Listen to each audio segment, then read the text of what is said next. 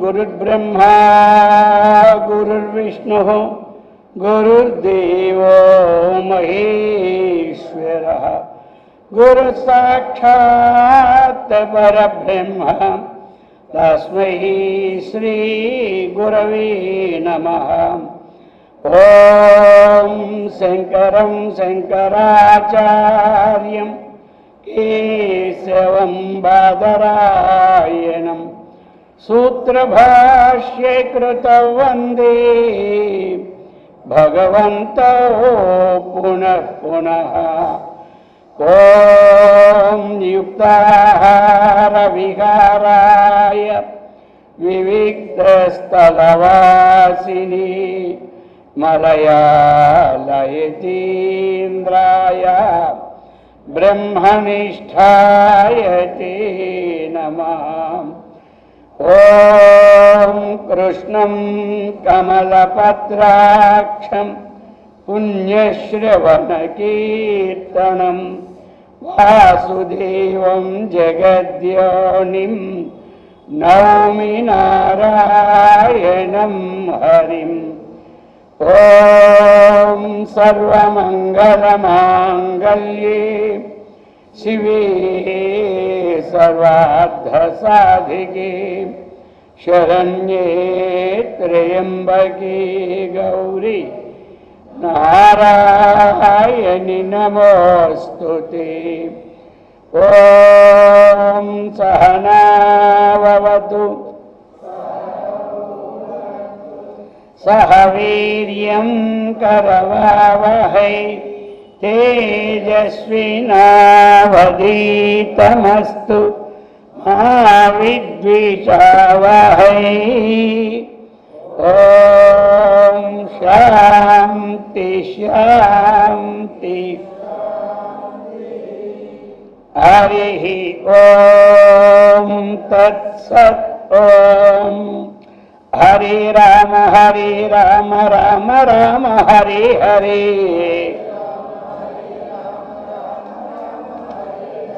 हरे कृष्ण कृष्ण कृष्ण हरे हरे।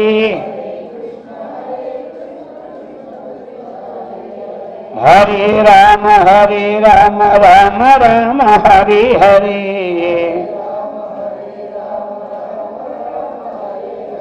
हरे कृष्ण कृष्ण कृष्ण हरे हरे। गोपाल कृष्ण भगवान की, सद्गुरु महाराज की, जगदम्बा माता की। हर नम पार्वती पतये हर हर महादेव।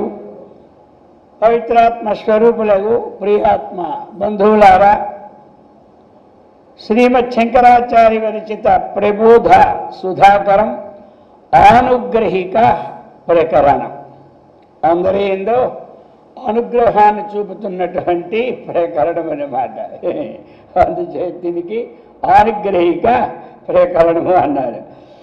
ఇందులో 243 కృపాపాత్రం యస్య త్రిపురరిపురంభోజవసతి సుతా జహ్నో పూతాచరణ నఖ నిర్నేజనంగళం నిర్నేజనం జలం ప్రధానం వా యస్య త్రిభువన పతిత్వం విభురపి నిదానం సో అస్మాకం జయతి కులదేవో యదుపతి. కృపాపాత్రం యస్య త్రిపురరిపుః అంభోజవసతి సుత జిహ్నో పూత చరణ నఖ నిర్నేజన జలం ప్రధానం వా యస్య త్రిభువన పతిత్వం విభురపి నిదానం సో అస్మాకం జయతి కులదేవో యదుపతి కులదేవ యదుపతి జయతే. ఇప్పుడు ఆచార్యుల వారి ఈ శ్లోకంలో మా కులదైవమే, అస్మాకం కులదైవం, మా యొక్క కులదైవమే యదుపతి అని ఇచ్చారు. చూశారు కదా ఇప్పుడు వారు మా కులదైవమే శ్రీకృష్ణ పరమాత్మ. అటువంటి వారికి ఎప్పుడు జయతో జయము కలుగుగాక. ఇది మనం మన కులదైవం అనాలంటే అప్పుడు మనకు రావు నోరు అయిందా. మనం ఎవడే ఈశ్వరుని ఆరాధిస్తాం అనుకోండి, మా కులదేవి విష్ణుమూర్తి అంటాడు ఎవడైనా గౌకురాడా. విష్ణుమూర్తిని ఆరాధించేవాడు మా కులదేవి ఈశ్వరుడు అంటాడా. అది కాబట్టి ఇప్పుడు ఈ యొక్క శ్లోకంలో మా కులదైవమే, మా కులదైవమైనటువంటి అస్మాకం కులదైవ అన్నారు లాస్ట్. కనుక ఇంక తీసుకురాలేదు, వస్తుంది శ్లోకం మొదలెడతాం. అంటే విశేషం అస్మాకం కులదేవ, మా యొక్క కులదేవుడైనటువంటి ఆ యొక్క శ్రీకృష్ణ పరమాత్మకు జయతో నమస్కారములు జయమోగాక అంటున్నారు. కాబట్టి విశేషణములు వేస్తున్నారు. అటువంటి మా కులదేవి ఇలాంటి వారని అన్నారు. త్రిపుర రిపుహో ఎలాంటి వాడు అంటే త్రిపుర రిపుహో. త్రిపుర రిపుహో అంటే 3 పురాలు. త్రిపురముడు జయించిన వాడెవడు? శంభుడు అంటే ఈశ్వరుడు. అలాగని ఇంకా అంబోజ వసతి,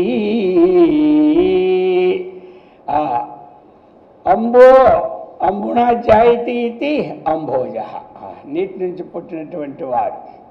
కాబట్టి ఆయన బ్రహ్మదేవుడు. నీటిలో పుట్టినవాడు ఎవడు? బ్రహ్మదేవుడు అనమాట. 243. కాబట్టి ఈ విధంగా అంబోజవసతి, పద్మనివాసుడైనటువంటి బ్రహ్మ యస్య కృపా పాత్రం, యస్య ఏ యొక్క విష్ణుమూర్తి యొక్క లేక విష్ణుమూర్తి అవతారమైన శ్రీకృష్ణ పరమాత్మని యొక్క కృపకు పాత్రులైన వారు ఎవరు? వీళ్ళిద్దరు, ఒకటి శివుడు, రెండవడు బ్రహ్మదేవుడు. యస్య ఎవరి యొక్క కృపకు పాత్రులైన వారు. ఎవరి యొక్క కృపకి ఇంకెవడున్నాడు అక్కడ? 3వ వాడు. ఇద్దరు పోతే ముగ్గురులో వాళ్ళిద్దరికి ఏమీ లేదురా అంటే ఉన్నవాడు ఎవడు? ఈయనకి అనమాట. అందుచేత విష్ణు అనుకోండి, విష్ణు అవతారం అయిన కృష్ణుడు అనుకోండి. అందుకు చెప్తున్నారు కృపాపాత్రం, కరుణకు పాత్రులైన వారు. అది ఎవరైతే ఈశ్వరుడు కానీ, అంటే శంభుడు శివుడు, ఈశ్వరుడైనా ఆయన శివుడే కానీ బ్రహ్మదేవుడు కానీ ఎవరి కృపకు పాత్రులైన వాడో అటువంటి వాడే మా కులదైవమైనటువంటి శ్రీకృష్ణ పరమాత్మ. అక్కడికి అన్వయం చేయాలి చివరికి ఇదంతా. ఇంకా ఏమంటే వాడు చెప్తున్నారు ఇప్పుడు. ఇక ఈ ప్రకారంగా కృపాపాత్రం త్రిపుర రిపు ఒక ఆయన ఏమి అంటే ఈశ్వరుడు. అంబోజ వసతి అంటే బ్రహ్మదేవుడు. యస్య ఎవని యొక్క, ఏ మహావిష్ణువు యొక్క లేక ఏ శ్రీకృష్ణుని యొక్క కృపాపాత్రం, కృపకు పాత్రులైన వారు. ఇక పూత జన్హో సుత, పూత జన్హో సుత అంటే పూత అంటే పవిత్రం. ఎక్కడ పూత పదం వచ్చిందంటే పూతరేకుల మీద వెళ్ళిపోకూడదు. ఇప్పుడు పూతరేకులు అంటే ప్రసిద్ధి కదా అందరికీ. పూత లేదంటే నోరు పూసిపోయింది అంటారు కొంతమంది. పూత అంటే నోరు అది పూసిపోయింది అంటారు. అందుకే విద్యా తపోభ్యాం పూతాత్మ. ఇదొక ఈ వాక్యం అనేది ఒక నిర్దేశ వాక్యం అన్నమాట మహర్షుల చేత. అలాగనే శృతుల చేత చెప్పబడిన వాక్యం ఏమిటి? విద్యా తపోభ్యాం పూతాత్మ. అది అందుకే పూతాత్మ అంటే పూత పవిత్రమైన ఆత్మ అంటే మనస్సు కలిగిన వాడు. అంటే పూతకి అర్థం చెప్తున్నాను. పూత అంటే ఎక్కడో మీకు ఎక్కడైనా పూత శబ్దం వచ్చిందో లేదు చూసుకోలేదు కదా, పవిత్రమైనటువంటిదా. కాబట్టి ఎక్కడొచ్చింది అది? విద్యా తపోభ్యాం పూతాత్మ. ఇది అన్నమాట. ఇది జనరల్ వాక్యం, అందరూ వాడుతుంటారు. విద్య చేతను తపస్సు చేతను మనస్సు ఎప్పుడు కూడా పవిత్రం అవుతూ ఉంటున్నది. అందుచేత అటువంటిది పూత అంటే ఇక్కడ ఎవరికి? ఇక్కడ గంగాదేవికి చెప్తున్నాడు కాబట్టి పూత అంటే పవిత్రాలైనటువంటి ఎవరో ఆవిడి జన్హోహో సుత. జన్హోహో సుత అంటే జన్హు మహర్షి కూతురు. జన్హు మహర్షి కూతురు ఎవరు? గంగాదేవి. గంగాదేవి ఎవరంటే జన్హు మహర్షి కూతురు అన్నమాట. అటువంటి గంగాదేవి యస్య చరణ నఖ నిర్నేజన జలం. ఆ గంగాదేవి ఏం చేస్తుంది ఇప్పుడు? యస్య ఏ మహావిష్ణువు యొక్క మహావిష్ణువు యొక్క చరణ నఖ నిర్నేజన జలం. చరణ నఖ నిర్నేజన జలం అంటే ఇక్కడ రెండు అన్నమాట. చరణ నఖ నిర్నేజ అనేసరికి ఏమైపోయింది? ఆ గంగాదేవి ఈ విష్ణు చరణముల నుండి ఉద్భవించి ఆ గోళ్ళని కడుగుతున్నటువంటిది మహాపవిత్రమైనటువంటిది అయిపోయింది. అది కూడా ఈ విష్ణుమూర్తి యొక్క కరుణతో బ్రహ్మదేవుడు పవిత్రమైనాడు, అలాగనే శివుడు పవిత్రమైనాడు. ఈ గంగా కూడా పవిత్రమైపోయింది. ఎందుకు? గంగ ఎక్కడి నుంచి వచ్చింది? విష్ణు యొక్క పాదముల నుండి పుట్టింది. మరి పాదముల యొక్క చివర కొన్ని గోళ్ళ నుండి పవిత్రమైనగా పుట్టినటువంటి గంగా. అటువంటి పూత అందుకే పవిత్రాలైపోయింది అనమాట గంగాదేవి కూడా. యస్య చరణ నఖ నిర్నేజన జలం. అటువంటి ఇంకా త్రిభువన పతిత్వం. ఇంకా ఎలాంటిది? వాడు ఆ యొక్క శ్రీకృష్ణ పరమాత్మ మా కులదైవమైనటువంటి అంటున్నారు కదా, అది చివరికి పెడతాడు విశేషణాలు నేను వేసి అక్కడ. అందుచేత త్రిభువన పతిత్వం. ఇతడు ఎవడు? మూడు లోకాలకి అధిపతి అన్నమాట. స్వర్గ మధ్య పాతాళం. ఇప్పుడే మూడు లోకాలు చూడు ఏం తీసుకోవాలి? స్వర్గ మధ్య పాతాళం. మన మధ్యలోక సెంటర్ అన్నమాట ఇది. ఇది ఏమిటంటే 4 రోడ్లు సెంటర్లో ఉన్న బండి. అది ఎటు వెళ్తుందో అది నిర్ణయించుకొని వెళ్ళాలి, లేకపోతే మధ్యలో అటు ఇటు తిరిగితే లాభం లేదు. అందుచేత ఇది 4 సెంటర్. ఇది మీదకి వెళ్ళాలన్నా మన చేతిలో ఉంది, కిందకి వెళ్ళాలన్నా మన చేతిలో ఉంది. ఈ బండి ఈయనే రథసారథి. అర్థమైంది కదా? రథం ఈందే, రథసారథి ఈందే. ఆ బండి కంటే ఇద్దరు ఉంటారు. రథం నడిపేవాడు ఒకడు, రథసారథి ఒకడు, గుర్రాలు ఒకటి ఉంటాయి, 3 ఉంటాయి దానికి. అర్థమైందా? ఈ బండికి అన్నీ ఈయనే. కాబట్టి ఈ డ్రైవ్ ఎక్కడ తిప్పితే అక్కడ పోద్ది. అందుకో మళ్ళీ మళ్ళీ రాబోది మానవ జన్మ అన్నాడు.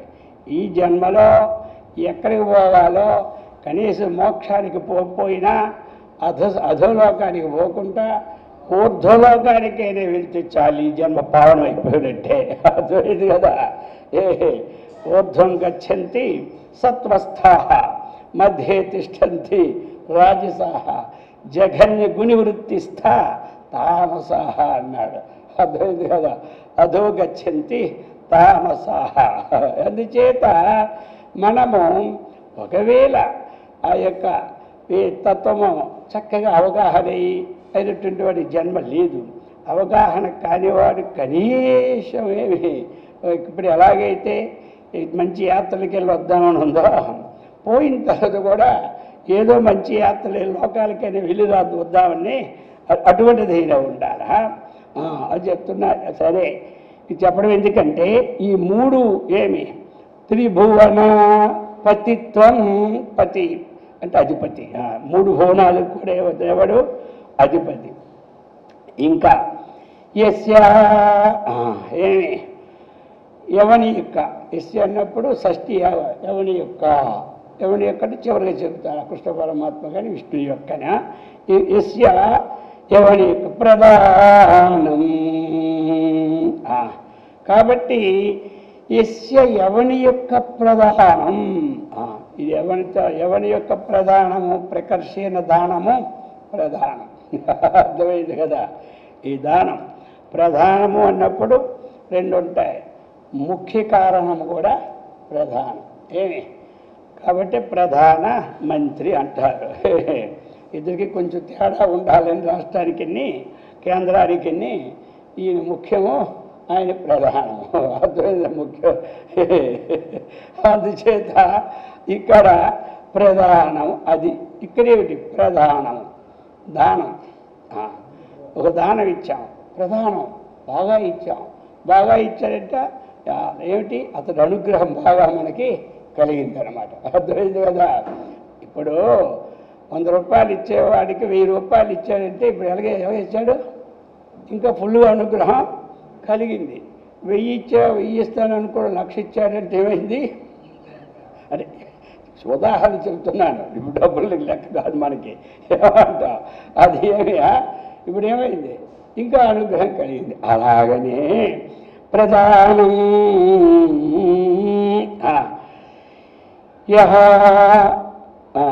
అధ్యాహారం ప్రధానమే అది తెచ్చుకొని ప్రధానం. తర్వాత నిదానం అంటే ఇక్కడ ఏమిటి, ఎవరి యొక్క అనుగ్రహముతో ప్రధానం అన్నటువంటిది ఈ విశ్వము వచ్చినదో అది ఇక్కడ అర్థమైంది కదా. ఎవరి యొక్క అనుగ్రహముతో ఈ ప్రపంచం పుట్టింది, అది యస్య ప్రధానము. యస్య ఎవని యొక్క ప్రధానం అనుగ్రహముతో ఏమైంది, నిదానం. దేనికి నిదానం? విశ్వానికి నిదానం అంటే ఆది కారణం అన్నమాట. నిదానం ప్రధానం. నిదానం అంటే ఏమిటి, ఆది కారణం. అంటే యస్య ఎవడి యొక్క అనుగ్రహముతో ఈ విశ్వం పుట్టిందో ఈ విశ్వానికి ఆది కారణుడు ఎవరైతే అయినారో అది. మరి అంతే కదా. యతో ఇమాని భూతాన్ని జాయంతే హేన జాతాన్ని జీవంతి యత్ ప్రయత్తి అభిసంసంతి. యత అంటే దేని వలన ఈ ప్రపంచం పుట్టినదో, మరి పుట్టేటువంటి ఏదో ఒక అనుగ్రహం ఉండాలి కదా. ఇప్పుడు కొడుకు పుట్టాడంటే తల్లిదండ్రుల అనుగ్రహంతోనే కొడుకు పుడతాడు. అలాగే ఒక మొక్క భూమిలో పుట్టిందంటే ఆ భూదేవి యొక్క, ఆ వర్షం యొక్క అనుగ్రహంతోనే ఆ భూమి పుడుతుంది. ఒక ఇల్లు మనం కట్టామంటే ఎవరో ఒక అనుగ్రహంతోనే ఈ ఇల్లు మనకి తయారవుతుంది. అనుగ్రహం అంటే ఇది కట్టాలని ఇచ్చి ఎవరికొందో వాడిది ఇల్లు కట్టడానికి అనుగ్రహం అనమాట. వాడికి ఆగ్రహం వచ్చింది అనుకు ఇల్లు కడతాడు ఏమిటి, పెళ్లి చేస్తాడు. అప్ప నేను చచ్చినా చేయను అంటాడు. ఆగ్రహం వస్తే పని చేయడు, అనుగ్రహం వస్తే. అందుకంటే ఈ ఈ ప్రధానం నిదానం నిదానికి ఇవి అర్థాలన్నమాట. అందుచేత ప్రస్య ప్రధానం ఎవని యొక్క అనుగ్రహముతో నిదానం ఈ విశ్వానికి ఆది కారణం అయినాడు. అది విశ్వానికి ఆది కారణం. విశ్వము సృజించాడు కాబట్టి ఏమైపోయినాడు, ఆది కారణం. ప్రపంచం ఎవరు పుడితే వాడినే అంటారు ఆది కారణం. మరి ఇప్పుడు ఆది శంకరాచార్యులు అంటాం. ఎందుకంటే వారు ఈ విశ్వంతో తిరిగి చక్కగా ఈ యొక్క ఉన్నటువంటి యథార్థాన్ని నిరూపించారు. అర్థమైందా? అందుచేత శంకరాచార్యుల వారికి ఏం చెప్పారు, ఆది అని పేరు పెట్టారు. ఆది అనకపోతే ఇప్పుడు అందరూ శంకరాచార్యులే. కంచి శంకరాచార్యులే, శృంగేరి శంకరాచార్యులే, వారు పెట్టిన మఠాలు శంకరాచార్యులే. ఇక మనము కూడా శంకరాచార్యులు ఫోటో పెట్టుకున్నాం. అర్థమైంది కదా. ఇప్పుడు మరి ఎవరు శంకరాచార్యులు, ఏ శంకరాచార్యులు? అందుచేత ఈ ఆది ఒక విశేషణం ఇస్తే అది ఇంకా అతివ్యాప్తి అవ్యాప్తి లేకుండా ఇక ఏది దేని చోత దేని గ్రస్తము కాకుండా ఉంటుంది అనమాట. ఆది పదం వీళ్ళు వేసుకోలేరు. అది ఏమంటారు, ఆది పదం ఆయనకే ఉంది. వీళ్ళందరికీ అనంతర పదమే. అనంత శ్రీ విభూషిత. అర్థమైందా? అనంతం అంటే రెండులే అండి, అక్కడ అనంతం కానిటువంటిది ఒకటి ఉంది. రకారం వస్తే అనంతరం. అందుచేత ఇప్పుడు యస్యా ప్రధానం యస్య ఎవరి యొక్క అనుగ్రహంతో ఈ సమస్త ప్రపంచము కూడా పుట్టి నిదానం దానికి ఆది కారణమో, ఇంకా ఆది కారణం. అలాగని ఆది కారణం అపి అంటే ఆది కారణం. ఇంకా ఆ సమస్త ప్రపంచము ఆది కారణం అయినప్పుడు ఇతను ఏమయ్యాడు? అంతటినీ వ్యాపింపజేసిన వాడు, అంతటినీ వ్యాపింపజేశాడు. అందుచేత ఇతడు సర్వవ్యాపకుడని మనం తీసుకోవాలి. అస్మాకం అది ఇక్కడ పెట్టారు. ఎవరు? అస్మాకం అనే పద ఎవరు? అది శంకరాచార్య. అస్మాకం అంటే మాకు లేక మనకు, రెండు ఉంటాయి. అస్మాకం అస్మాకంతు విశిష్టాయే తాన్నిబోధ యోత్తమ. అస్మాకంతు విశిష్టాయే తాన్నిబోధ ద్విజోత్తమని. అస్మాకం పదం మీకు అర్థం చెప్తున్నాను. అస్మాకం పని లేదు కానీ పదం ఎక్కడొచ్చిందని. అస్మాకంతు విశిష్ట అంటే మన సైన్యములో విశిష్టులు ఎవరో చెప్పమంటాడు. అర్థమైంది కదా? అస్మాకంతు విశిష్టాయే తాన్ నిబోధ హే ద్విజోత్తమా. అది దుర్యోధనుడు వెళ్ళి ఆ యొక్క ద్రోణాచార్యుడికి కానీ భీష్మాచార్యుడికి కానీ దగ్గరికి వెళ్ళి అస్మాకంతు విశిష్టాయే తాన్ నిబోధ ద్విజోత్తమ నాయకా మమ సైన్యస్య సైన్యార్థం తాన్ బ్రవీమతే. ఎవడోడు నాయకులు ఉన్నాడో వారిని చెప్పంటాడు. అలాగనే మనకు మాకు రెండు వస్తాయి. అందుకు అస్మాకం కులదేవ, అస్మాకం కులదేవ అంటే శంకరాచార్యకి రెండు చెప్తున్నాడు. అస్మాకం అంటే మేము ఎవరము? సన్యాసులం. అర్థమైంది కదా? ఆయన సన్యాసులు ఉన్నాడు కదా ఇప్పుడు. ఆయన సన్యాసులు ఉన్నాడు కాబట్టి మా సన్యాసులకు, మేము ఎత్తి అనుకుంటే మా యతీశ్వరులకు. ఎవరు? కులదేవత శ్రీకృష్ణ పరమాత్మ. ఆ శ్రీకృష్ణ పరమాత్మ ఎలాంటి వాడు? ఈ పైనున్న విశేషాలన్నీ కలుపుకోవాలి. అది అనమాట. ఇటువంటి విశేషణములతో కూడిన విశేష రూపంతో ఉన్న శ్రీకృష్ణ పరమాత్మ అస్మాకం మా యతులకు, యతీశ్వరులు అంటాం కదా, అంటే మా యతుల కన్నా మా సన్యాసుల కన్నా పర్వాలే. ఆయన రాశాడు కాబట్టి, ఆయన సన్యాసులు ఉన్నాడు కాబట్టి అది మనకి అస్మాకం ఉన్నప్పుడు అది తీసుకోవాలి. అటువంటి వారికి కులదేవ, కులదేవ కులాగతమైన దేవుడు. అది చూసారా? వంశ పరంపర ఆగతమైన దేవుడు. ఇప్పుడు ఎంత విశేషణం! అటువంటి విశేషణం సామాన్యంగా వేయలేదు కదా. అవి దేహాభిమానం ఉన్నవాడు ఎవడు ఈ విశేషణం వేయలేడు. ఆత్మాభిమానం ఉన్నవాడే ఈ విశేషణం వేయగలడు. అర్థమైంది కదా? అందుకు చెప్తున్నారు ఇక్కడ. అది కులదేవ, కులాగతమైనటువంటి దేవదేవుడు అంటే యదుపతి, యదువంశనాథుడైన శ్రీకృష్ణుడు. ఎవడా? ఆ శ్రీకృష్ణుడు సహా ఆయన జయతి జయించుచున్నాడు. అంటే ఏమిటి? ఆయనకి నేను నమస్కారములు చేయుచున్నాను.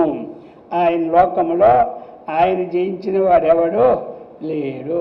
అందుకే కొంతమంది జయితు జయితు దేవో దేవకీ నందనోయం, జయితు జయితు కృష్ణో వృష్ణివంశ ప్రదీప, జయితు జయితు మేఘశ్యామలాంగ, జయితు జయితు పృథ్వీ భారణాసో ముకుంద అని ఒక శ్లోకం అన్నమాట ఇది.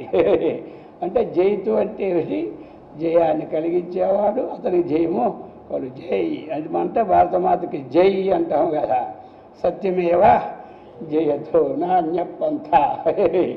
ఈ విధంగా అటువంటి వాడికి అటువంటి ఆయనే జయించుచున్నాడు. అందరిలో జయించున్నాడేంటి? అందరిలోనికి సర్వోత్కృష్టమైన వాడు. అది ఎవడు జయించాడో వాడి సర్వోత్కృష్టమైన వాడు. అర్థమైందా? అది విశేషణం. ఆ విధంగా ఇటువంటి విశేషణాలతో కూడినటువంటి ఆ శ్రీకృష్ణ పరమాత్మకు, మా యొక్క వంశం కులదేవత అయిన శ్రీకృష్ణ పరమాత్మకు నేను నమస్కారము చేయించున్నాను. ఇది ఇందులో ఏమిటి? 4 ముక్కలు. ఆ శంభువు అంటే ఈశ్వరుడు, అలాగని ఎవడు బ్రహ్మదేవుడు. ఎవరి ప్రసన్నం ద్వారా వారు ఆ కృపకు పాత్రులై వారి పనులు చక్కగా చేసుకుంటారు. గంగా నది కూడా చక్కగా భగవంతుని యొక్క కృపకు పాత్రులై ప్రవాహం చేస్తూ ఉన్నది. అటువంటి శ్రీకృష్ణ పరమాత్మ ఈ జగత్ సృష్టికి ఆది కారణమైన వాడు. ఆయన యొక్క అనుగ్రహంతోనే ఈ సృష్టి, పరమాత్మ యొక్క అనుగ్రహంతో ఈ సృష్టి వచ్చింది. అటువంటి వాడు అస్మాకం, మా యతులకు కులదేవత. అటువంటి కులదేవతకు జయ మంగళం కలుగుగాక అన్నటువంటి విశేషాన్ని చెప్పారు. చెప్పి ఇప్పుడు 244 మాయాహస్తే అర్పయిత్వా భరణకృతి కృతే మోహమూలోద్భవం మాం మాతః కృష్ణాభిధానే చిరసమయముదాసీన భావం గతాసి కారుణ్యైకాధివాసీ సకృదపి వదనం నీక్షసే త్వం మదీయం తత్సర్వజ్ఞేన కర్తుం ప్రభవతి భవతి కిన్ను మూలస్య శాంతిం. ఇదంతా ఒకటే శ్లోకం, 2 శ్లోకాలు కలిసి నెంబర్ 1 ఉంది కాబట్టి 1 అనుకోవాలా, 2 నెంబర్లు వేస్తే 2 అనుకోవాలా. అందుచేత అది చెప్తున్నారు. మాయాహస్తే అర్పయిత్వా భవన కృతే మోహమూల ఉద్భవం మాం మాతః కృష్ణాభిధానే చిరసమయం ఉదాసీన భావం గతాసి కారుణ్య ఏకాధివాసే సకృతు అపి వదనం న ఈక్షసే త్వం మదీయం తత్ సర్వజ్ఞే న కర్తుం ప్రభవతి భవతి కిం ను మూలస్య శాంతిం. చెప్తున్నారు కృష్ణాభిధాని. ఇప్పుడు కృష్ణుణ్ణి ఒక తల్లిగా భావించి శంకరాచార్యుడు ప్రార్థిస్తూ ఉన్నారన్నమాట.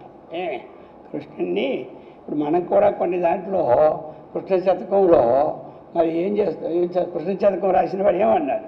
నీవే తల్లివి తండ్రివి, నీవే నా సకుడవు గురుడవు దైవము, నీవే నా గతియు పతియు నిజముగా కృష్ణ.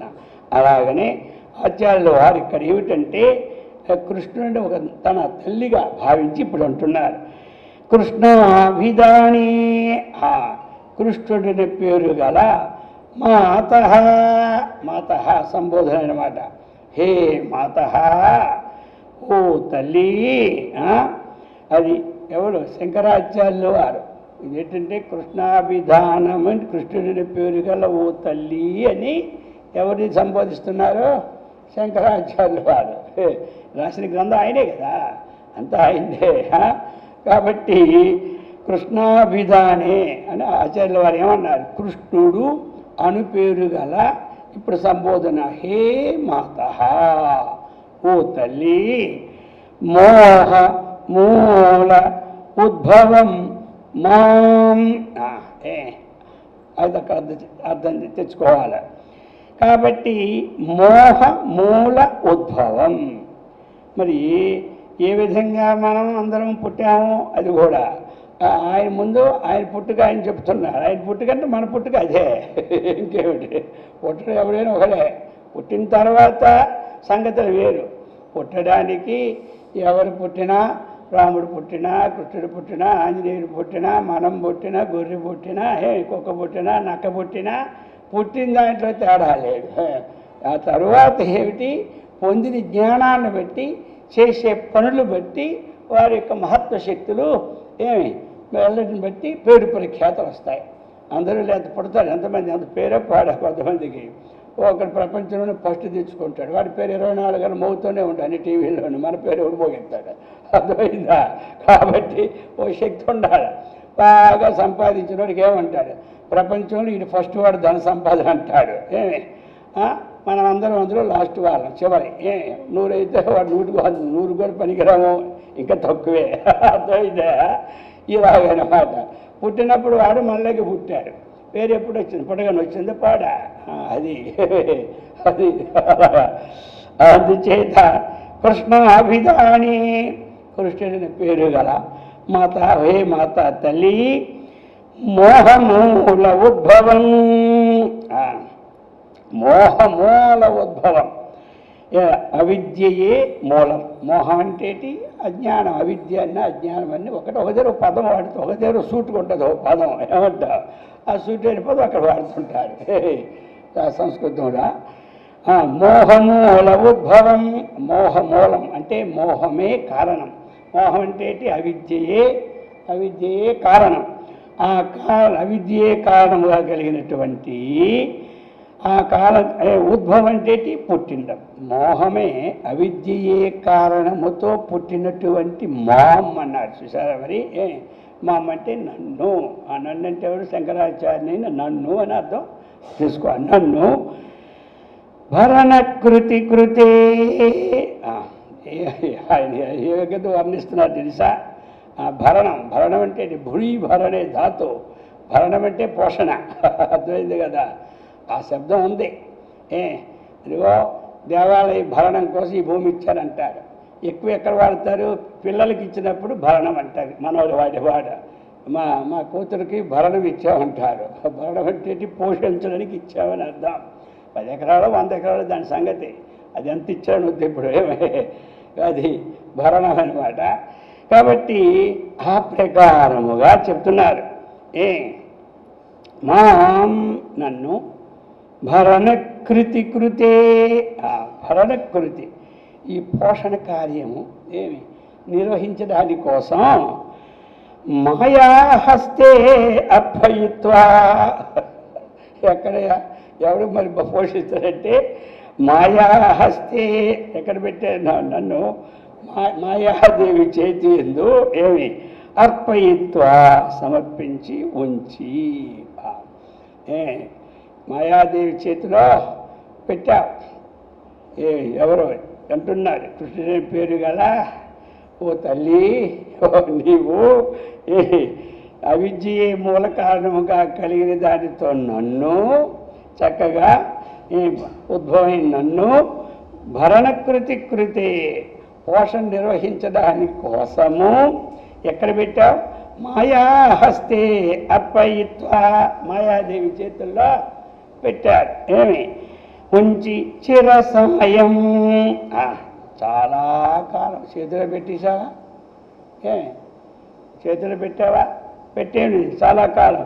ఉదాసీన భవం గతాపి, పెట్టేశావు. నువ్వేం ఉదాసీనంగా ఉన్నావు తల్లి. మాయాదేవుళ్ళు పెట్టేశావు మమ్మల్ని, నన్ను. నువ్వేమో ఉదాసీనంగా ఉన్నావు. ఏం చేస్తాం ఇప్పుడు? ఏమనుకోవాలి? ఎక్కడ పెట్టావు? అంతా మాయే. అదే పెద్ద కోటీశ్వరుడు ఇంట్లో పడిస్తే అది మాయ కాదు, అది అంతకంటే మాయ. అందుచేత ఆ విధంగా ప్రార్థిస్తున్నారు. మాయాహస్తే అర్పయిత్వా, ఆ మాయాహస్తంలో అర్పించి చిర సమయం ఉదాసీన భావం. చిర సమయం అంటే ఎంతవరకు మనం ఈ ఆత్మజ్ఞానం పొందలేదో అంతది చిర సమయమే. అది కొన్ని జన్మలవని, లేకపోతే ఈ జన్మవని, 10 ఏళ్ళవని, 5 ఏళ్ళవని చిర సమయం.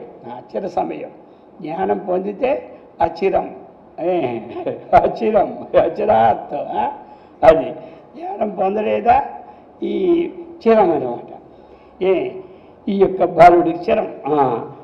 మాయాహస్తే అర్పయిత్వా చిర సమయం ఉదాసీన భావం గతాసి.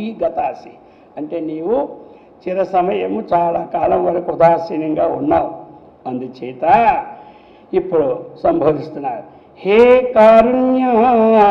కారుణ్యైక అధివాసే, తల్లి ఓ తల్లి, హే కారుణ్యైక అధివాసే అంటే నీవు ఎలాంటి దానవు?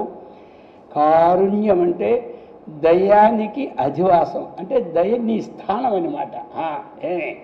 నీ స్థానమే దయ, దయే నీవు, నీ స్థానమే దయ.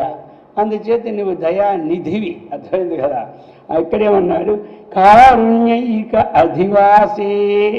కాబట్టి దయకు అధివాసం నివసించడానికి ఒకే నివసానికి ఏమిటి? తల్లి. అటువంటి ఓ తల్లి త్వం, ఇప్పుడు అంటున్నాడు నీవు మదీయం వదనం, నీవు ఏమి మదీయం వదనం, నాదైన ముఖం. మదీయం అంటే నాకు సంబంధమైనటువంటి చెప్తున్నాడు. మదీయం నాదైనటువంటి వదనం, ఆ ముఖాన్ని సకృదపి నయీక్షసే. ఎంత అంతరార్థాన్ని ఇక్కడ వడబోసిన రసం అనమాట ఇది. అర్థమైందా? సామాన్యం కాదు. కాబట్టి ఆ మాయా చేతిలో పడేశావు. అర్థమైందా? నువ్వేం ఉదాసీనంగా ఉన్నావు. కనీసం ఈ కొడుకు ఎలా ఉన్నాడని ఒక్కసారైనా చూసినావా? పడేశావు అక్కడ, అంతే. ఈడు ఏమున్నాడు? సచ్చాడా? ఉన్నాడా? మనోళ్ళు కోపం వచ్చి వదిలేస్తారు కదా. అంటాడా? వాడు వదిలిన తర్వాత వాడు ఏమనుకుంటాడు? చూడాడు, నేను ఉన్నానా సచ్చాను కూడా నీకు తెలీదా? ఏది? అందుచేత చెప్తున్నారు, నీవు మదీయం వదనం, నా ఒక్క సకృతి. నువ్వు అనేక సార్లు కాదు. అసకృతి అంటే మాటికి, సకృతి అంటే ఒక్కసారి కూడా ఒక్క మారైనను నయీక్షసే చూడకున్నావు. అర్థమైంది కదా? అది చూస్తే కదా ఈ మాయైనా పోవాలా. మధ్యలోకి ఇది ఉంది కదా అడ్డు, ఇది పోతే కదా ఆయన దృష్టి పడదు, ఇది పోతే నీకు కనపడ్డావు. నీ దృష్టి పడిందా? పోతుంది. అర్థమైందా? నీ దృష్టి పడితే పోతుంది. కానీ నువ్వు ఒకసారి నన్ను చూడడం అంటున్నాడు. ఈ విధమైన ప్రార్థన రావాలి.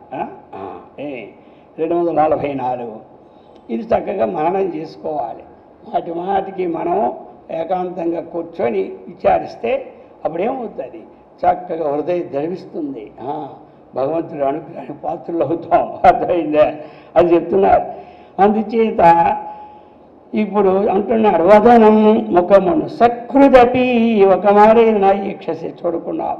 తత్ అందువలన తస్మాత్ కారణాత్తు హే సర్వజ్ఞే, ఇంకో సంబోధన పెట్టాడు ఇక్కడ.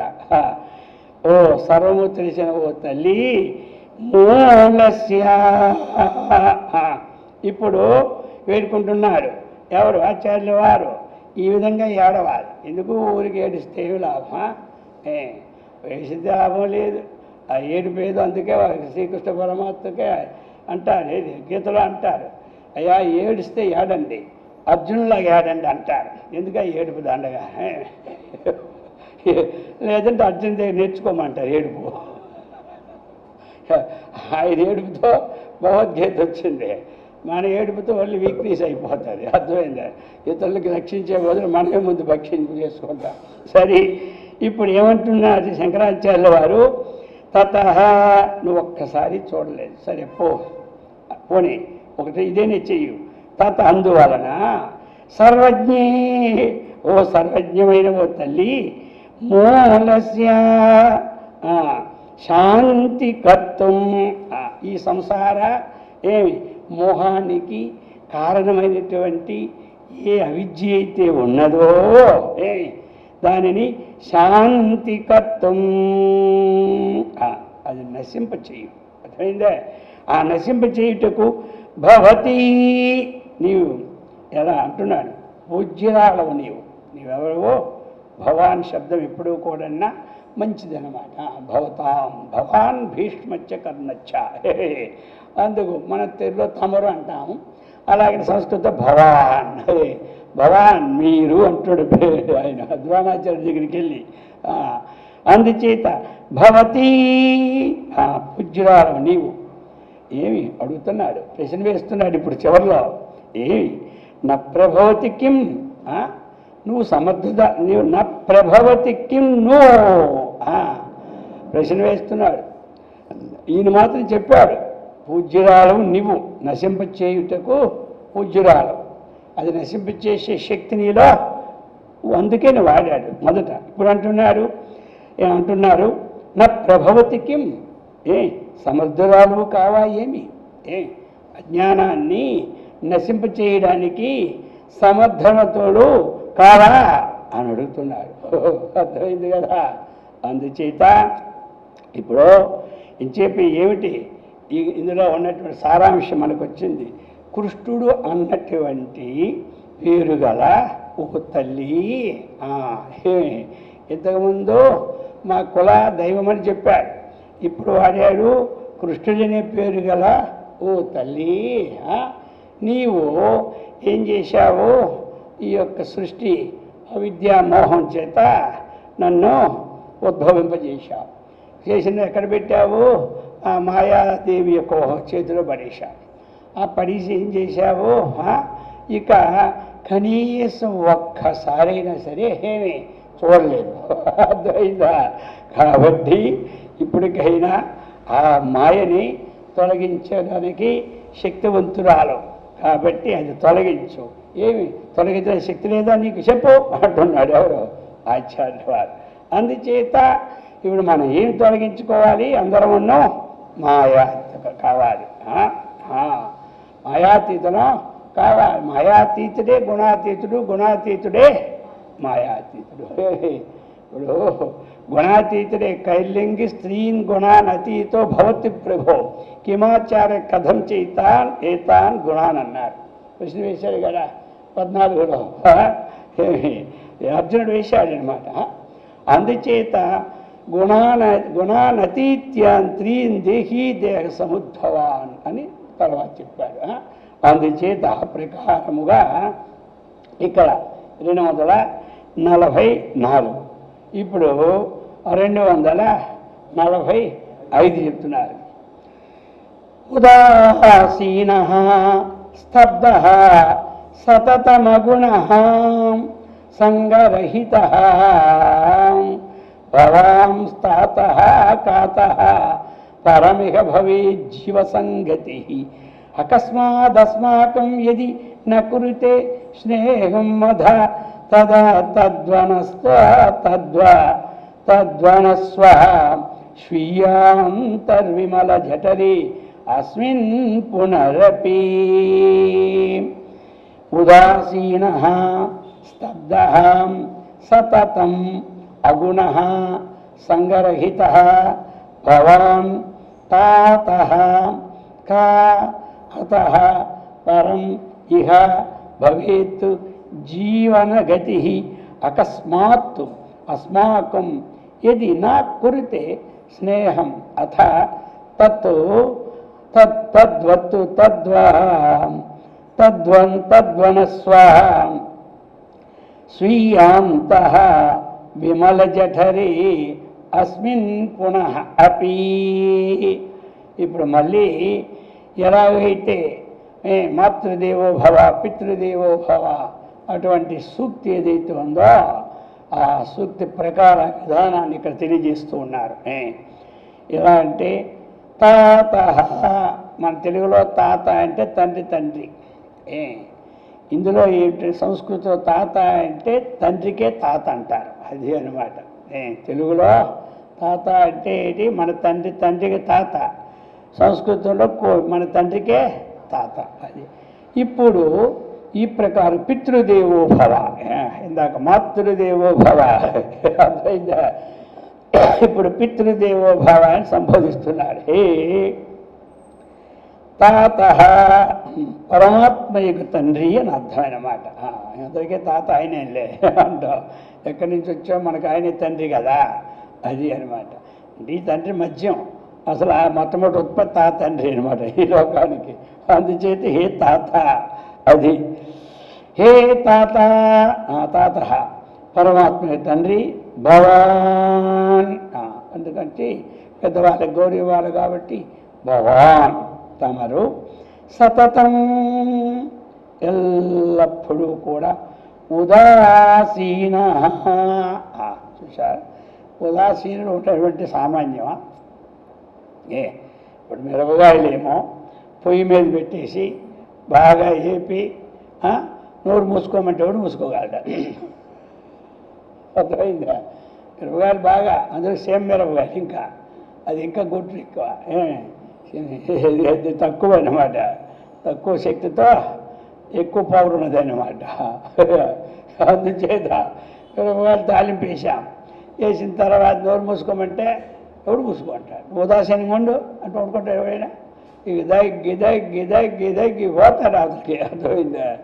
ఉదాసీనుడుగా ఉండాలంటే ముందు రాగద్వేషాలు పోయినోడు ఉదాసీనంగా ఉండగలడు.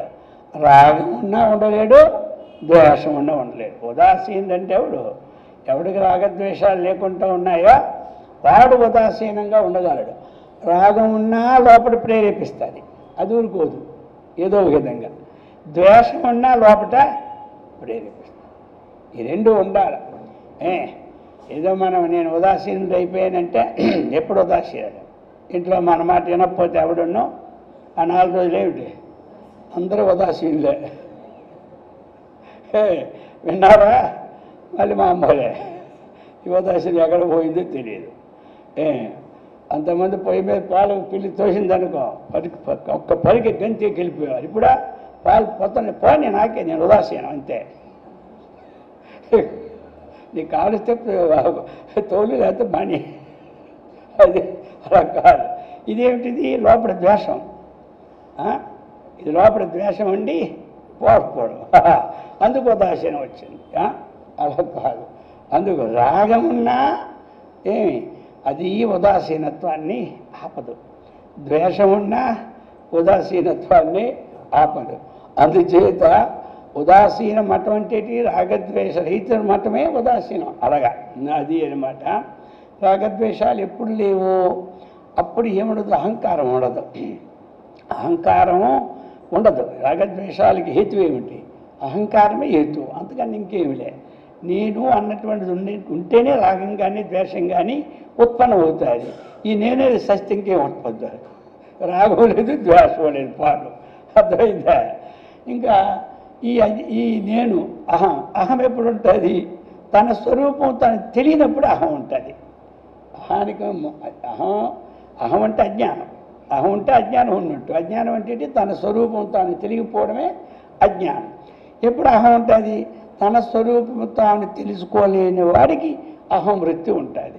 అందుచేత ఈ రాగ ఉదాసీనుడు అంటే ఇవన్నీ లేనటువంటి వాడు ఉదాసీన విచీకల్టు పరమాత్మగా తీసుకోవడానికి అవుతుంది. అర్థమైందా? ఆ ప్రకారముగా చెప్తున్నారు. నేమి ఉదాసీన. కాబట్టి నీ ఉదాసీన మంచిదే, కానీ ఇది ఎలాగా? నేనెవరు నీకు? తండ్రి, నీకు నేను పుత్రుడు. ఈ పుత్రుని పక్షంలో ఈ ఉదాసీనుడుగా ఉండడం ఎలా ఉంటుంది చెప్పు? అర్థమైందా? ఇప్పుడు ఎక్కడో ఉంటే ఉదాసీనుడు ఉండొచ్చు, కానీ ఇంట్లో నువ్వు చెప్పాలి కదా. ఇదా ఇదా ఇదా ఇదా అని యజమాని ఏం చేయాలి? చెప్పుకోవాలి. అందుచేత కాబట్టి ఇది అన్నమాట చెప్పి ఇక స్తబ్ధ. ఇంకా ఇది స్తబ్ధ. స్తబ్ధ అంటే ఏమిటి? నిశ్చలం, అది అన్నమాట.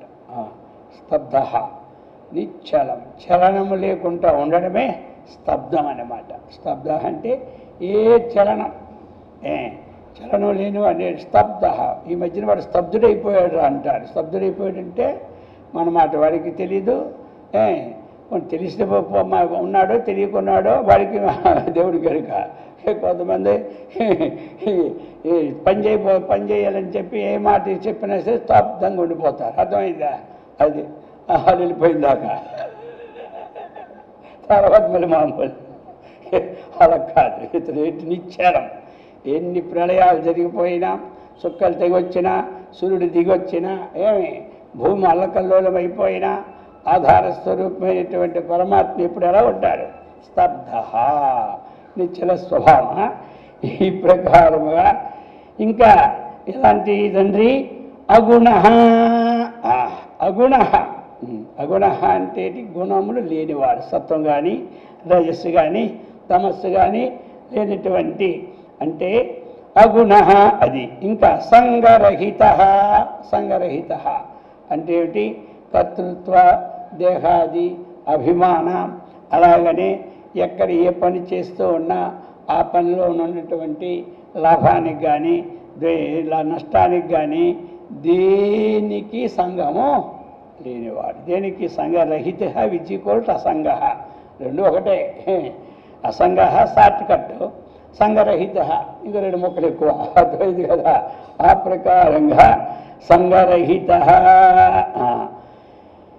ఈ ప్రకారం చెప్పి ఇప్పుడు చెప్తున్నారు. అకస్మాత్, ఇప్పుడు ఈ విధంగా ఏది కల్పించుకోకుండా ఏమీ లేకుండా ఉదాసీనంగా, అర్థమైంది కదా. స్తబ్దుల్లాగా, రెండనమాట ఇది అర్థాలు. స్తబ్దుల్లాగా ఉండి అకస్మాత్ ఏమి హఠాత్తుగా స్నేహం నకురితే, నువ్వు స్నేహం ఈ తండ్రివి నీవు, మరి నువ్వు ఈ కొడుకు ఎందుకు స్నేహం ఉండద్దా? స్నేహం అంటే ప్రేమ, ప్రీతి ఇదంతా అన్నమాట. ప్రేమను నకురితే చేయకపోతే, అలా ఉండి ఏమి చూడకుండా ఉంటే, ఏది నువ్వు ఇది ఒక నువ్వు చేయకుండా ఉన్నావు అనుకో, అత తర్వాత కార్యం ఏమిటి అని చెప్తున్నాడు. ఇక జీవనగతి కాభవతి, ఈ లోకంలో నా యొక్క జీవితం యొక్క గతి ఏమవుతుందయ్యా తండ్రి అని అడుగుతున్నాడు. ఎవరు? శంకరాచార్య. ఈ విధంగా మనకు రావాలన్నమాట, అర్థమైందా? ఆ విధముగా నీ యొక్క అనుగ్రహం కావాలి అంటే ఆ పరమాత్మని యొక్క ఏమి తెలుసుకోవడానికి తగిన జ్ఞానం మనకుండి దాన్ని తెలియాలని అర్థమైనమాట ఇక్కడ, అర్థమైంది కదా. ఈ నా గతి ఏమవుతున్నది అన్నటువంటి విషయాన్ని చెప్పి ఇప్పుడు తదో అందువలన అథ కనీసం ఇప్పుడైనా అయిపోయింది, జరిగిపోయింది, సబ్జుల్లా ఉన్న ఎలవోలాగా అయిపోయింది, కనీసం ఇప్పుడైనా చూడొద్దా? అయిపోయి గతం గత వదిలే, ఇప్పుడు చూడంటున్నాడు. అదా ఇప్పుడైనా సరే అస్మిన్ స్వీయాంతర్వర్తి మల జఠరీ. కాబట్టి ఇప్పుడేం చెప్తున్నారు? అస్మిన్ అంటే ఇది, ఈ దేహం. అస్మిన్ దేహే, అస్మిన్ వర్షే అంటే ఈ సంవత్సరం, అర్థమైంది కదా. అస్మిన్ పక్షే అంటే ఈ పక్షము. అలాగనే అస్మిన్ ఈ యొక్క దేహం ఎలాంటిది? స్వీయాంతర్వర్తి మల జఠరే. ఇది ఎలాంటిది అంటే స్వకీయ సంబంధం, ఇది నీదే అయినట్టు భావించు, అర్థమైందే. ఇంకోటి ఏమిటి? మల అంతర్వర్తి మల జఠరే, ఏ మాలిన్యము లేదు. ఈ యొక్క ఈ శరీరం అన్నటువంటి ఈ దీంట్లో ఏ మాలిన్యమో లేదు. అంటే నా హృదయమందు ఏ మాలిన్యమో లేదు. జరిగింది అలా స్తబ్దుగా ఉండిపోయి ఏదో అయిపోయింది. కానీ పునరపి తిరిగి మరొకసారి వసస్వ నివసింపవయ్యా నా హృదయంలో. అంటే ఏమిటి? నీ స్వరూపాన్ని తెలుసుకొని దివ్యశక్తిని ప్రసాదించమని అర్థం. నివసింపమంటే ఇందాక తల్లిగా ప్రార్థించాడు, ఇప్పుడు తండ్రిగా ప్రార్థిస్తూ ఉన్నాడు, అర్థమైంది కదా. ఈ ప్రకారముగా నీవు ఇది అలా ఉండిపోతే నా బతికేమైనట్టు జీవనగతి, నేను ఇలా చావడమైనా ఇంకా అన్నిదో శరణం నాస్తియా. కాబట్టి త్వమేవ శరణం మమ, నీవు ఏం చేయాలి? ఈ తిరిగి అంటే పునరపి ఎవరిది నాకు తెలుసా? ఏమి? స్వీయ అంతర్వర్తి మల జఠరే. స్వీయ అంటే ఏంటి? అంతా చక్కగా స్వకీయమైనటువంటి ఏ దోషము లేనటువంటి నా హృదయం. అందుచేత నా హృదయం అందు నివసింపవయ్యా, నివసింపు. నువ్వు నివసించావంటే నా జన్మ ఏమవుతుంది? ధన్యం అవుతుంది. నివసించాలి అంటే ఇక్కడ అర్థం ఏంటి? నివసించడం, ఆయన నివసిస్తే ఇంకేముందా? రోజు ప్రధానమంత్రి మన ఇంట్లోనే ఉంటుంటే మనకేముందా? అన్నీ చూసుకుంటాడు. అక్కడెక్కడో ఉన్నాడని కానీ వారానికి 4 రోజులు మన ఇంట్లో ఉన్నాడు అనుకోండి, ఎవరు? ప్రధానమంత్రి. ఇంకేముంది? మొత్తం ఇల్లు బంగారం తలుపులు అయిపోతాయి. ఇదల్లా మొత్తం ఎలా ఉంటుంది? అక్కడి నుంచి ఇక్కడ అంతా కాపలయ్యా. ఏమి ఆ ప్రకారంగా భగవంతుని నివసించమని కోరుకుంటూ ఉన్నారు ఎవరు? వీరు. ఇది కోరి ఇప్పుడు నిన్న మనకు వచ్చినటువంటి ప్రశ్నకి అది ఎందుకంటే అది వ్యాసుల వారు రాశారు. అది వ్యాసుల వారు రాశారు, శంకరాచార్య రాసింది కాదు. అది దశమ స్కందంగా చదువుతున్నాం. అదంతా దశమ స్కందమే. అది వ్యాసుల వారు రాసినటువంటి అది. ఇప్పుడు వ్యాసుల వారు ఎవరో తనకి ఆయుష్నిచ్చి 16 సంవత్సరాల ఆయుష్నిచ్చి బ్రహ్మసూత్రాలు రాయమని కోరాడు. ఎవరు? వ్యాసుల వారు. వ్యాసుల వారు బ్రహ్మసూత్రాలు రాశారు. ఇది మన శంకరాచార్యుల భాష్యం రాశారు. ఇప్పుడు ఆ వ్యాసుల వారు రాశారు కదా ఆ శ్లోకం ఇక్కడ పెట్టారు. అర్థమైంది కదా ఎందుకు పెట్టాడు అని? ఇటువంటి సందేహాలు పోవడానికే. అదేమిటి దాని సంగతనా? దానికి ఇప్పుడు ఇందులో ఏమి అది ఆయన రాసిన దానికి వివరణ అంతా వస్తుంది. ఇప్పుడు ఇందులో ఆ సందేహం శంకరాచార్యుల వారికి ఆ చదివి నాకు వచ్చింది సందేహం. ఇప్పుడు వ్యాసుల మాట కాదనడానికి లేదు. శ్రీకృష్ణుడు ఈ విధంగా సేవించిన వారికి జన్మ ఉండదనిగా చెప్పాడు ఆయన. అందుకే ఇది ఏమిటి ఇదంతా గందరగోళం చదివి ఇక్కడ పెట్టాడు ఇది. కాబట్టి ఇంకొక టైప్లో తీసుకొచ్చేసి 246 అది ఈ శ్లోకం చెప్పి ఈరోజు పూర్తి చేయడం అవుతుంది. లోకాధీశే త్వయీశే కియాతి భవా వేదన శ్వాశ్రితానాం సంకోచ పంకజానాం కిమిహ సముదితే మండలే చండరశ్మి భోగః పూర్వార్జితానాం భవతి భువి దృఢాం కర్మణాం చేదవశ్యం తన్మే దృష్టైర్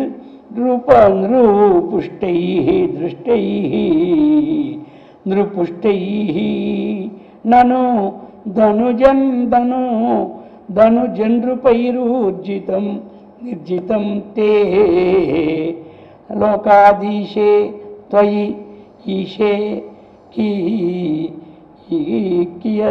కియాతి భవ ఆవేదనా భవ వేదనా శ్వాశ్రితానాం సంకోచ పంకజానాం కిం ఇహ సముదితే సమ్యక్ ఉదితే సముదితే మండలే చండరశ్మే భోగః పూర్వార్జితానాం భవతి భువి దృఢాం కర్మణాం చేత్ అవశ్యం తన్మే దృష్టైః ఓ నృపుష్టైః నను ధనుజైః పైః ఊర్జితం నిర్జితం తే. ఇది పదవిభాగం.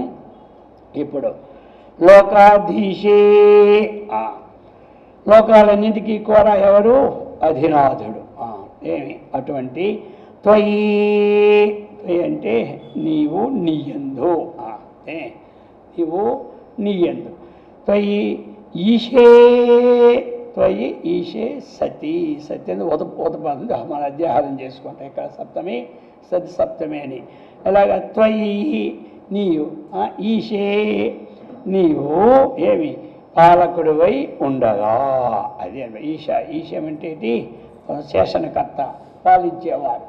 కాబట్టి ఈ లోకాలన్నింటినీ నీవు అధినాథుడుగా ఉండి పాలకుడివై ఉండగా స్వాశ్రితానాం స్వ ఆశ్రితానాం తనను ఆశ్రయించినటువంటి అంటే నిన్ను, ఇక్కడ ఏమిటి నిన్ను అన్నమాట. స్వ అంటే ఆయన చెప్తున్నాడు కదా, నిన్ను స్వాశ్రితానాం నిన్ను ఆశ్రయించినటువంటి భక్తులకు లేక జనులకు లేక ముముక్షులకి ఏది పెట్టుకున్నా పర్వాలే. భవ భవ భవ భవ భవ మాటి మాటికి అన్నమాట. భవభవం అంటే అంటారు. భవభవ ఏంటి? ఈ సంసారం అన్నమాట. ఈ సంసారం వలన పుట్టిన వేదన, సంసారం వల్ల పుట్టినటువంటి ఏది వేదన, బాధ. కిమ్మితి అడుగుతున్నాడు. ఎలాగ అడుగుతున్నాడంటే ఇప్పుడు ఆయన్ని కొట్టిపారడం లేదు, ఎవరిని? వ్యాసుల వారిని. ఇది దేవుడిగా అడుగుతున్నాడు. మరి ఈ భవభవ, ఈ సంసారం మాటి మాటికి రావడం, మాటి మాటికి పోవడం, ఈ పుట్టిన తర్వాత వచ్చిన వేదన అంటే బాధ. కిమ్మితి ఏమిటిది? ఎందువలన అని అర్థం. ఈ బాధలు ఎందుకో? ఈ పుట్టడం చావడం ఎందుకో? దేని వలన? కిం ఫలం, ఇది దేని ఫలం? అథవా అని. కాబట్టి ఇది ఫలం. ఈ యొక్క వేదన అన్నటువంటిది పుట్టడము చావడము, పుట్టడము చావడం అని దేని ఫలము అని అడుగుతున్నారు. అది ఇది దేని ఫలం? అందరం పుడుతున్నాం, వస్తున్నాం, వస్తున్నాం, పోతూ ఉన్నాం కదా. ఏం ఫలం? సరే, ఫలం. ఇక్కడ ఇంకోటి ఉంది. ఇలాగంటే ఉదాహరణ కూడా ఇస్తూ ఉన్నారు సూక్ష్మంగా. చండరశ్మి మండలే, అచండరశ్మి. చంద్రుడు అంటే ఏమిటి? మహాచండ అంటే చండశాస్త్రుడు అంటే ఉగ్రమైన వాడు. అటువంటి ఉగ్రకాంతి గల సూర్యుని యొక్క మండలే, మండలం అంటే ఆ యొక్క మండలం అందు బింబము సముదితే బాగుగా ఉదయించే అయినప్పుడు పంకజానాం, ఎప్పుడైతే సూర్యుడు బాగా ఉదయించాడో అప్పుడేమిటి? పంకజానాం సంకోచ ఇహ కిం. ఎంత ప్రశ్న వేస్తున్నాడంటే ఆయనది ఇంది అన్ని సంబంధం చేస్తున్నాడు ఇక్కడ. కాబట్టి బాగా ఉదయించాడంటే ఆ బురదలో ఉన్నటువంటి ఆ పుష్పము ఏమి చక్కగా విరబాడడానికి సంకోచిస్తుందా ఏమి? అర్థమైంది అందరికీ? సూర్యుడు మంచి రశ్మి వచ్చింది. సూర్యుడు రాకముందంతా ఎలా ఉంటాడు? మొగ్గలాగే ఉంటుంది. ఏమి అందరూ ఏమంటారు? ఈవేళ మొగ్గలో విడబారలేదంటారు. మామూలు మొగ్గలు కూడా ఏమంటే మబ్బు. ఈరోజంతా మబ్బు, రాత్రంతా వర్షం. రోజు పుష్పాల చెట్లు తలానికి విడబారుతాయి. సాధారణ ఉదాహరణ మీకు తెలిసిపోద్ది కదా. ఇప్పుడు మరి విడబారకపోతే ఏమనుకుంటాం మనం? ఏదో సూర్యుడికి లేదు, మబ్బులైపోయింది, అందుచేత రాలేదు. ఒకవేళ వచ్చాడు అనుకో, ఈ పుష్పాలు ఏది? పంకజం. పంకజం అంటే పంకాది జాయితే, ఇది కలవ పుష్పాలు, ఇవన్నీ తమర పుష్పాలు. అవి విడబారుకుంటూ ఉంటాయా? విడబారుకుంటా ఉంటాయా? విడబారుతాయి. ఆ విధంగానే చెప్తున్నారు ఇక్కడ. ఈ దృష్టాంతం తీసుకొస్తున్నారు ఇప్పుడు. చండరశ్మే మండలే సముదితే పంకజానాం సంకోచ ఇహ కిం. లోకంలో ఇది కదా ఇహ. ఇహ ఇహ అంటే ప్రకృతం. మనం చెప్పుకున్న దాంట్లోకి వద్దామంటున్నాడు. ఇహ ఇప్పుడు ఇక్కడది విషయం. ఇహ నీ ఆశ్రితులందరూ ఉన్నారు, నిన్ను ఆశ్రయించిన వారు ఉన్నారు. మరి నీ ఆశ్రితులు ఎందు? కిం ఎందువలననో నృణాం. ఏమి అది ప్రశ్న. ఈ ప్రశ్న ఇప్పుడు వేస్తున్నారు. కిం నృణాం, నిన్ను ఆశ్రయించుకొని ఉన్నారు కదయ్యా. నిన్ను ఆశ్రయించుకుని మానవులకు, మనుషులకు పూర్వార్జితానాం కర్మణాం భోగం భువి అవశ్యం. అయితే చెప్తున్నారు నిన్ను ఇక ఏమి నీ ఆశ్రితుల యందు కిం, మరి ఎందువల్లనో ఏమిది? ఆ ఉదాహరణ తీసుకొచ్చి ఈయన అలా ఆశ్చర్యంగా చేసుకుంటాడు మొహం మీద. కిం ఎందువల్లనో నృణాం అంటే మనుషుల యొక్క పూర్వార్జితానాం వెనుక చేయబడినటువంటి కర్మణాం భోగం అంటే కర్మ పనుల యొక్క ఫలాన్ని అనుభవించుట భూమి యందు అవశ్యం, అవశ్యం అంటే తప్పకుండా, భవతి చేత్ అది ఉన్నట్లయితే. ఇప్పుడు ఇక్కడ చూశారేమది, ఇప్పుడు కమలము ఏమి ఎప్పుడైతే సూర్యుడు వచ్చిపోయింది కదా, మరి నీ యొక్క దృష్టి పడేటప్పుడు అది పోవాలి కదా, మరి పోతుందా అడుగుతున్నారు. ఇప్పుడు దృష్టి మాత్రం చేతి పోయేది కాదు. ఏదైనా ఇప్పుడు మనలో ఉన్న చీకటి ఏమి సూర్యుడు వస్తేనే పోతుంది, కానీ మనం ఎంత దృష్టి పెట్టినా పోతుంది. అర్థమైందా? అలాగనే జ్ఞానము కలిగితేనే అజ్ఞానం పోతుంది, కానీ లేకపోతే ఎక్కడ పోతుంది? అయితే ఏమి కర్మణం ఆ ఫలమనుభవించుట భూమి ఎందు అవశ్యం తప్పకుండా భవతి చేత్ కర్మఫలం అనుభోక్తవ్యం. అది కర్మఫలం అనుభవించుకుంటే ఎవరికి కూడా జన్మరాహిత్యం లేదు అన్నట్లయితే, మరి తే నీ యొక్క ఊర్జితం సూత్రం ఏదైతే నీ చేత గట్టి బలమైనదన్నటువంటి ఒక నిబంధనం పెట్టున్నారు. పేరు చెప్పలేదు, అర్థమైందా? ముందు పెట్టున్నారు కదా వ్యాసుల వారు. అక్కడ నీ భక్తులకి ఏమి మొత్తం జన్మ లేకుండా పోతుంది, నీ చేత వచ్చే వాళ్ళందరికీ జన్మే కలగదు, పునర్భవం నాస్తి అని దానికి ఇక్కడ తీసుకొచ్చారు. అది అటువంటి నిబంధనం, ఆ సూత్రం అందులో పెట్టే సూత్రం, ఆ నిబంధనం మే అది అంటున్నారు ఇక్కడ. అటువంటి సుబంధనం తే నీ యొక్క ఏదైతే ఉన్నదో అక్కడ నిబంధన చేసే సూత్రం మే, అది నరజాతితో కానీ, నరజాతి ఎలాంటిది? తామస గుణం సంబంధంతో కూడింది నరజాతి ఫస్ట్. అలాగా దృష్టై, అది దృష్టై మరి తెలియబడినటువంటి వారి చేత ఏమి ఈ నరజాతి దృష్టై అంటే ఏమిటి? తామస గుణము చేత ఈ సంబంధులైనటువంటి దృష్టి గల వారికి ఎప్పుడు అది తెలియబడదు. ఏది ఆత్మతత్వం అన్నటువంటిది, విజ్ఞానం అనేది ఎప్పుడో తెలియబడదు. ఇంకా నృపృష్టై, ఇంకా ఏంటి? నృపృష్టై నరజాతులు నరులు ఎందు పుష్టి కలవారు అంటే బాగా బలము గలవారు. అర్థమైంది కదా? అటువంటి వారు మంచి ఏమి బలశీలురు వాళ్ళు ఉంటారు. ఇంకా ధనుజ నృపై ఏమి ఇప్పుడు అందరూ ఉంటారు. వీళ్ళందరూ వీళ్ళందరూ ధనుజ నృపై రాక్షసాంశుల రాజులు, శిశుపాలుడు అనగా, అలా దంతవక్తుడు అనగా, కంసుడు అనగా, అర్థమైంది కదా? మరి ఎంత రావణాసురుడు అనగా, అలాగే కుంభకర్ణుడు అనగా అన్ని తీసుకోవాలి రాక్షసరాజులందరినీ. వాళ్ళ చేత జరాసంధుడు అనగా వీళ్ళందరూ ఏంటి నిర్జితం ఏమి వీళ్ళందరూ కూడా జయింపబడ్డారా? జయింపబడ్డారంటే ఈ లోకంలో జన్మెత్తుకుంటా మరలా ఉన్నారా ఏమిటిది? అందుచేత అలాగని చెప్పి నేను నిన్ను జయించిన వారిని కాదని అనడం లేదు. అలాగని చెప్పి ఈ జన్మ రాకుండా ఉంటుందని మాట నేను అనేవాడిని కాదు. ఈ సస్పెండ్ పెట్టారు శంకరాచార్యుల వారు. కాబట్టి ఒకటి మనం అనుకోవాలంటున్నారు ఆచార్యుల వారు, నీకు పొందినటువంటి వారికి నమే భక్త ప్రణశ్యతి, ఉత్తమ జన్మ వస్తుందని శాసనం చేయమన్నారు. అర్థమైంది కదా? ఆయన గట్టిగా ఖండించుకుంటా ఇది నా సందేహం అని చెప్పారు అక్కడ. అర్థమైంది కదా?